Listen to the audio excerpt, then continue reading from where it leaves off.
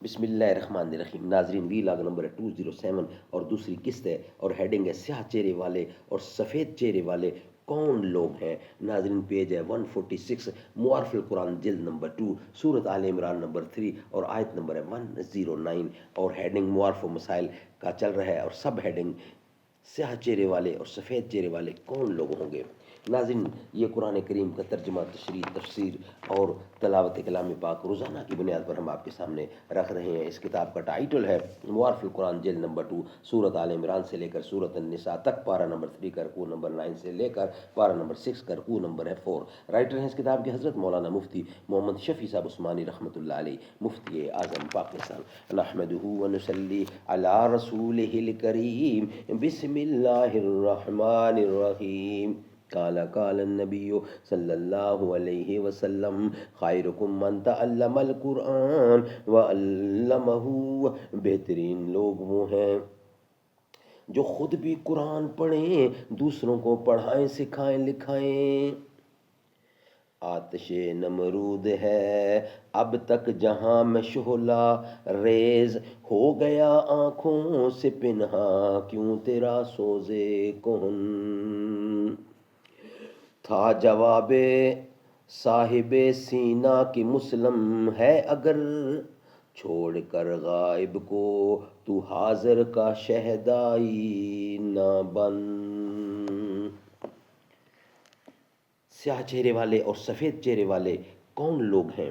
ان لوگوں کی تعین میں مفسرین کے متعدد اقوال مذکور ہیں۔ حضرت ابن عباس رضی اللہ فرماتے ہیں کہ اہل سنت کے چہرے سفید ہوں گے اور اہل بدعت کے سیاہ ہوں گے۔ حضرت عطا رحمت اللہ فرماتے ہیں کہ مہاجرین اور انصار کے چہرے سفید ہوں گے اور بنی قریظہ اور بنی نذیر کے چہرے سیاہ ہوں گے۔ قرطبی، یہ ریفرنس ہے۔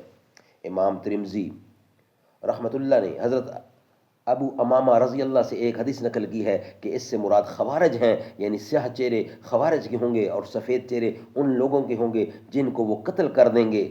فقال ابو امامہ قلاب النار شراکت لی تحت عدیم النساء دین السماء وخیر قتلی من قتلوہ ثم کرن یوم تبیض وجوہ وتسود وجوہ۔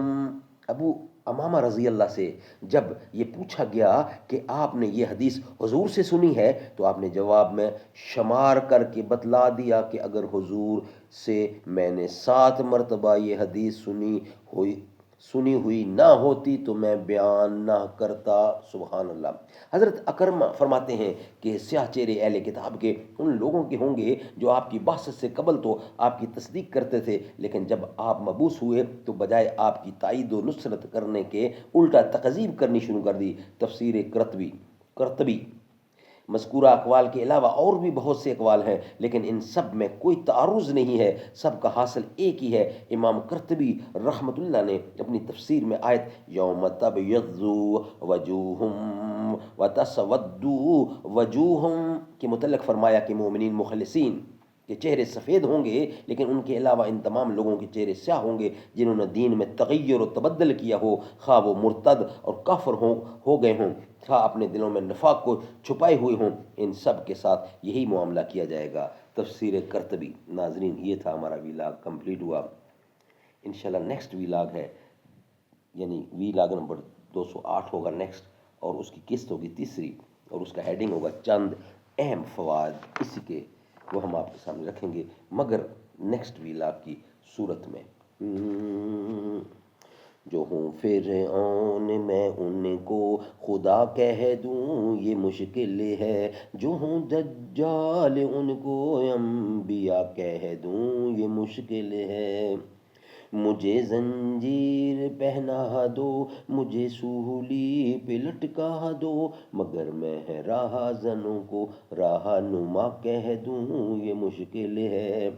قبا پوشی کے پردے میں جو عیاشی کے رسیا ہیں، میں ایسوں کو شیوخ و صوفیہ کہہ دوں یہ مشکل ہے۔